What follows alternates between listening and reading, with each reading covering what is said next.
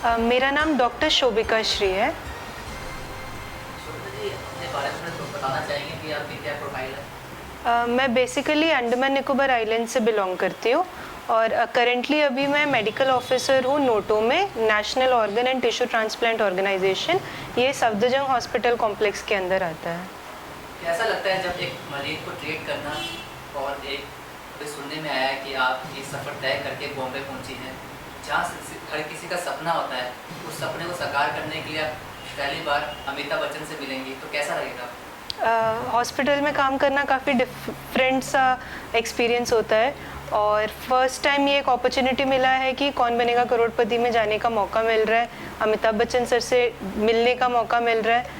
तो कभी सोचा नहीं था बचपन से। केबीसी तो सभी लोग देखते थे, हम लोग भी देखते थे, तो ये एक सपना था जो अब वो सपने से बस कुछ कदम दूर हो। अब आप बताना चाहेंगे कि सफ़र कैसा रहा, कैसे आप यहाँ तक पहुँचे? क्योंकि कहते हैं ना कि इस सफ़र को तय करने के लिए एक जुनून और जज्बा होना चाहिए। वो किसका साथ मिला और कैसे विचार आया कि आपको वहाँ जाना चाहिए? पिछले साल जब कौन बनेगा करोड़पति चल रहा था तो हम लोग सब साथ में बैठ के टीवी में देखते थे। तब जब क्वेश्चंस आते थे तो लगता था कि कुछ चीज़ें आती है, सिंपल है, क्वेश्चन आंसर्स आते हैं।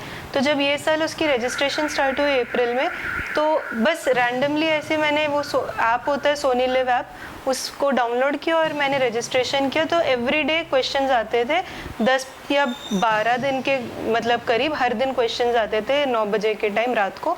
तो वो मैं हर दिन सॉल्व करती थी, हर दिन उसका आंसर भेजती थी। तो ये मैं कर रही थी। उसके 2 हफ्ते बाद मई एंड के आसपास मुझे कॉल आई, एक और कॉल था कि आप सेलेक्ट हो गए हो रजिस्ट्रेशन राउंड से, अब नेक्स्ट एक और राउंड है जो ऑनलाइन कॉल के थ्रू होगा। तो उसमें उन्होंने मेरे से 2 क्वेश्चंस पूछे थे कॉल पे। तो कॉल का जो क्वेश्चंस था वो भी मैंने सही आंसर की थी। फिर वो भी होने के बाद फिर नेक्स्ट वीक मुझे फिर से कॉल आया कि मैं ग्राउंड ऑडिशन राउंड में शॉर्टलिस्ट हो चुकी हूँ। और ग्राउंड ऑडिशन मेरा दिल्ली में एक स्कूल में हुआ था। तो उसमें 2 पार्ट करके था। तो पहला जो पार्ट था वो MCQ थी, 20 क्वेश्चंस के रिटन एग्ज़ाम था, वो क्वालिफाई हो गई। तो फिर उसी दिन सेम दिन सेकेंड हाफ में वीडियो ऑडिशन था, वीडियो इंटरव्यू जैसे। तो उसमें उन्होंने मेरे से पर्सनल क्वेश्चंस पूछे, मेरे जॉब के बारे में, मेरे फैमिली के बारे में, अंडमान निकोबार आइलैंड्स के बारे में जहाँ से मैं आती हूँ, और उसके अलावा कुछ जनरल नॉलेज के क्वेश्चंस भी पूछे थे। हर किसी का एम होता है, कोई डॉक्टर बनना चाहता है, कोई IGM, हर कोई अपने प्रोफाइल में परफेक्ट होता है। आपने कुछ विचार आया था कि आपको वहाँ जाना चाहिए? अगर आप वहाँ जाती हैं, आप प्राइज़ मनी, प्रथम एजेंडा और हमारे जो मीडिया कर्मी दुआ करेंगे आप अच्छी प्राइज़ मनी जीते। अगर आप कंटेक्ट सीट पर बैठती हैं तो क्या विचार आया? अगर आप प्राइज़ मनी जीतती हैं तो उस पैसों से आप क्या करेंगी? क्योंकि आजकल देखा जा रहा है काफ़ी प्रोमो चल रहे हैं कौन बनेगा करोड़पति के। कोई कहता है कि मैं घर बनाऊँगा, कोई कहता है मैं अपना इलाज कराऊँगा, कोई कहता है कि मेरे गांव में कुछ ऐसी कमी है उसको मैं पूरा करूँगा। तो आपका भी कुछ एम होगा वहाँ जाने का, क्योंकि आपकी प्रोफाइल देखकर, आपके हस्बैंड की प्रोफाइल देखकर आपको पैसों की तो कमी नहीं होगी। क्यों आप जाना चाहती है? कि आप अपने जनरल नॉलेज को निखारना चाहती हैं, या आप कोई सपना है अमिताभ बच्चन से मिलने का? अगर जीत जाती है तो उन पैसों से आप क्या करेंगे?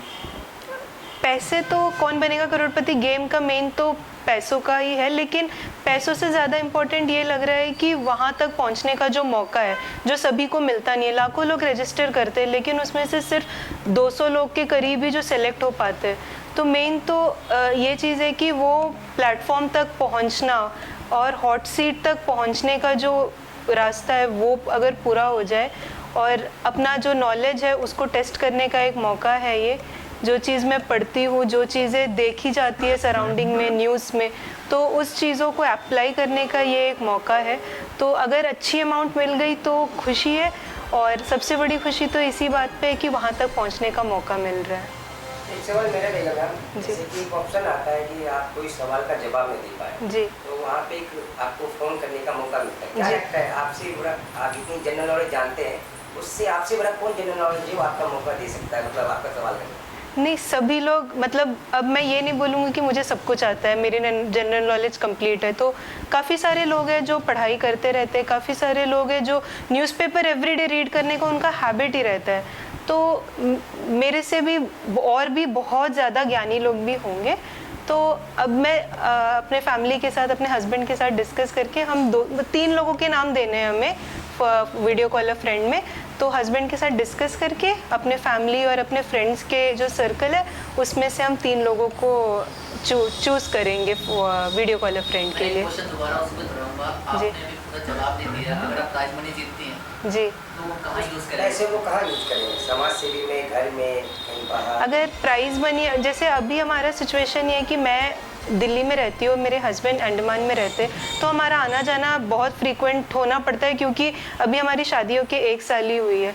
तो हमारे फाइनेंशियल स्टेबिलिटी हो जाएगा क्योंकि हमारा खर्चा ज़्यादातर आने जाने में हो जाता है और हमने कुछ लोन भी ले रखी है, तो उसका भी लोन पूरा करने के लिए ये पैसे हमारे लिए काफ़ी मदद करेगी।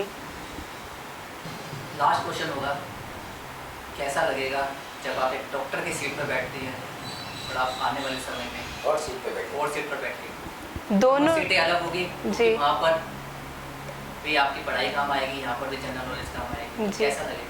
जी, दोनों कंपैरेबल तो वैसे होंगे नहीं क्योंकि डॉक्टर का कुर्सी में बैठना वो एक नोबल कॉज हम कर रहे होते हैं और हॉट सीट में बैठना तो एक सपना है जो लाखों लोगों के सपना है। मेरा भी सपना है, बचपन से सपना है, मेरे साथ साथ मेरे पूरे घर वालों का सपना है। तो हॉट सीट को जैसे बोलते हैं, अब सोच के भी डर लगता है कि वहाँ जब बैठूंगी तो कैसा होगा, जब अमिताभ बच्चन सर को देखूंगी तब कैसा होगा, उनसे बात करने कैसा डर लगेगा, एक्साइटेड रहूँगी या कैसे। लेकिन काफ़ी अभी तो एक्साइटेड हूँ, पढ़ाई भी कर रही हूँ ताकि जो फास्टेस्ट फिंगर राउंड से हॉट सीट तक का जो जर्नी है वो जल्द से जल्द पूरा हो जाए। चलिए चलते चलते मेरा last question, doctor Nitin Shakya ji की बात करें, वो आपके हस्बैंड हैं। जी, मैं उनको जितना जानता हूँ, हॉस्पिटल में रहते रहते उन्होंने पढ़ाई करके आईएएस का सपना पूरा किया। जी। क्या लगता है उनका साथ मिलेगा? कुछ क्वेश्चन, कुछ जनरल नॉलेज उनसे सीखने को मिले?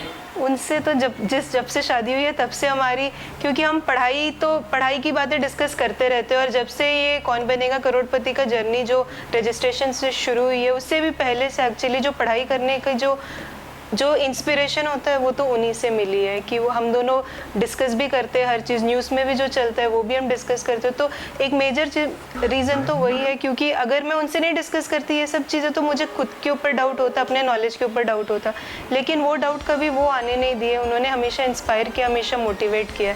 तो उन्होंने शुरुआत से ही हमेशा मोटिवेट किया और आगे भी मोटिवेट और सपोर्ट करते रहेंगे। आप कुछ कहना चाहेंगे मीडिया के माध्यम से पूरे देशवासियों को चलते हुए?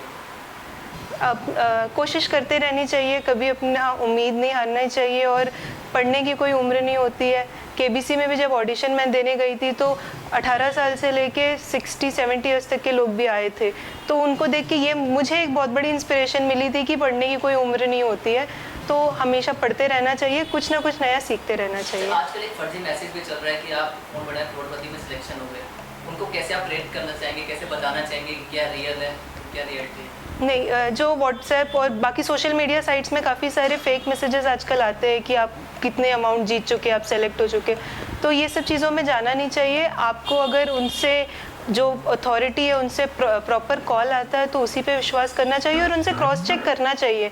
जैसे मुझे भी जब कॉल आई थी तो उन्होंने मुझे बताया कि आपने ऑडिशन में ये कपड़े पहने थे, आपका इस डेट में ऑडिशन हुआ था, तो उनको सारी डिटेल्स पता थी मेरी।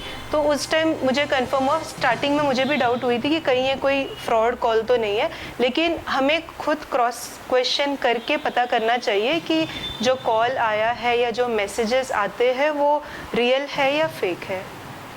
Thank you. Thank you.